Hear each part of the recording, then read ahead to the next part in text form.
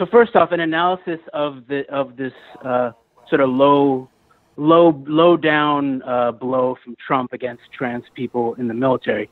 This does seem parallel in a certain way if you think about the positive, negative identity political triggering that goes on both left and right to a similar thing that Obama did. And I imagine if you look back, very similar point in his administration where I believe he led the way to repeal Don't Ask, Don't Tell. Mm-hmm. And it was like the big first thing that he did was, we're going to open up in a very public fashion. The military is safe for gay people, mm-hmm. And, and I respect, first of all, I respect my trans and gay brothers and sisters and others.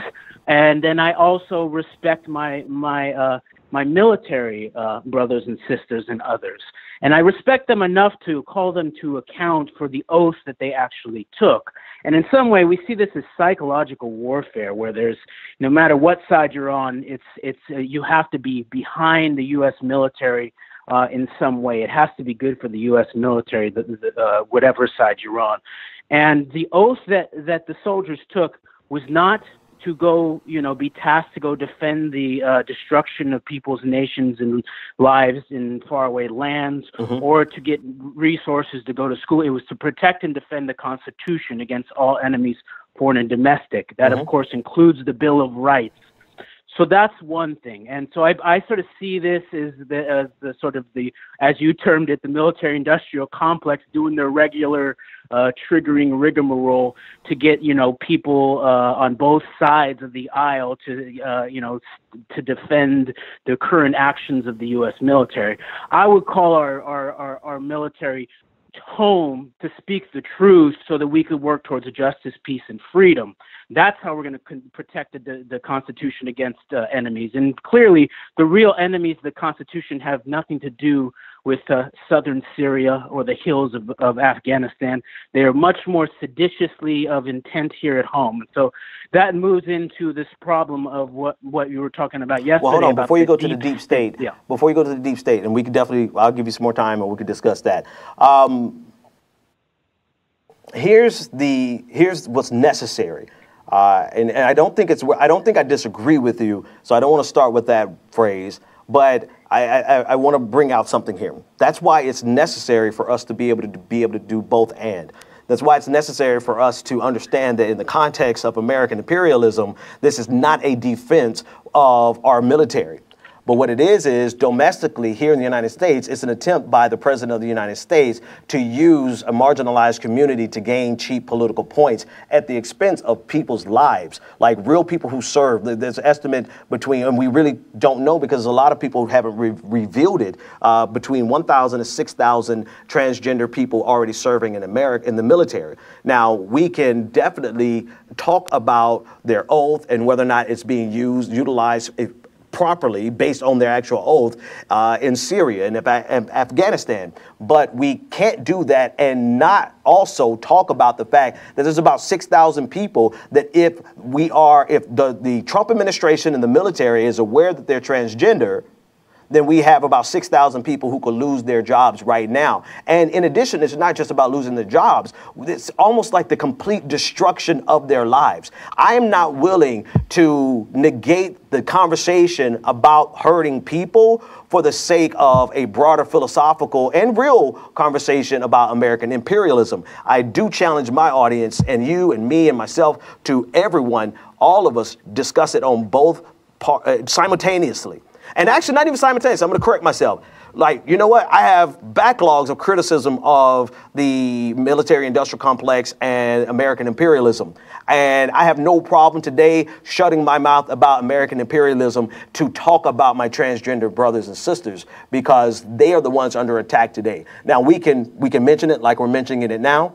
But I'm going to pour my energy into the people who are being hurt today. And then once we resolve that issue and the ACLU or whoever else is going to fight back to stop this, then we just continue on with our criticism of American imperialism every single day. So you could get some comments on that or just go straight to the deep state question. Well, I do respect your position on that. And I would say that my respect towards our trans comrades in the military would say that I have enough respect for them to neither patronize them nor infantilize them and call them to their higher duty and struggle with that, even if it's, I imagine they have enough difficult things on their plate in terms of their own identity. Like having to go find a new job today, you know what I mean? Like having not really knowing where their next paycheck is coming from. I mean, I know what that's like personally. Now I think about what the caller is saying. It's almost like he's saying, forget about your identity so that you can worry about American imperialism. He was a concern troll. I'm not the smartest person. Sometimes I get things like the last caller was a concern troll. Like I really want our transgender community to be worried about, we love them, but they should be worried about, damn. Damn, I guess the audience probably peeped that out, but I'm trying to be patient. The last caller was a concern troll. It's dawning on me because he's literally doing exactly what I'm talking about right now, which is to say, don't worry about your identity, because if you worry about your identity, it's somehow going to help the American empire.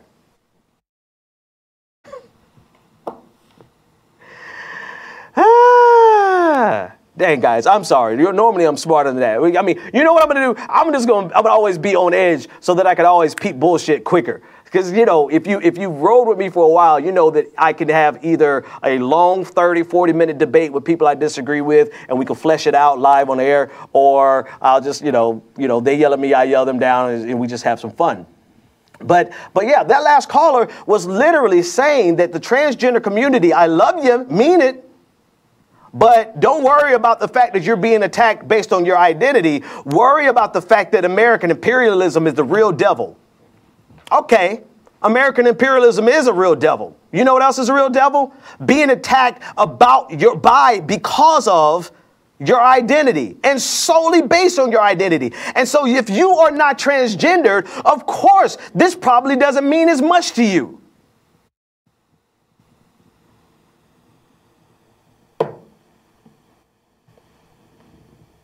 No, you do not tell people who have just been attacked based on the fact that they are transgendered that they should not worry about their identity as being transgendered and worry about American imperialism.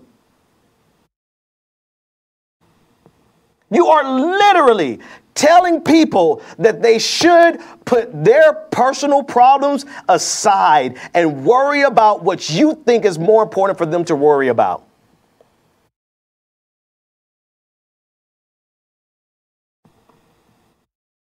Nope, not going to happen. Not on this show. No. If you cannot do both and, I don't think you're up to the intellectual task of being a progressive, of being this person who wants, I'm so tired of the term progressive. I'm so tired of it because everybody has their own twisted definition of it. It's like everyone has their own twisted definition of liberal.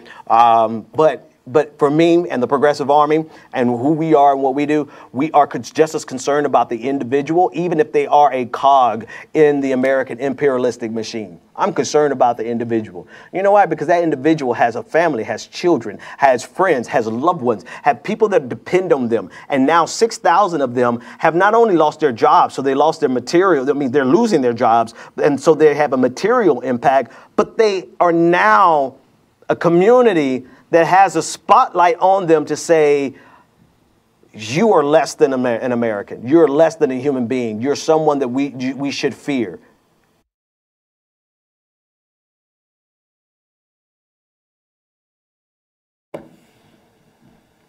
They are not progressive.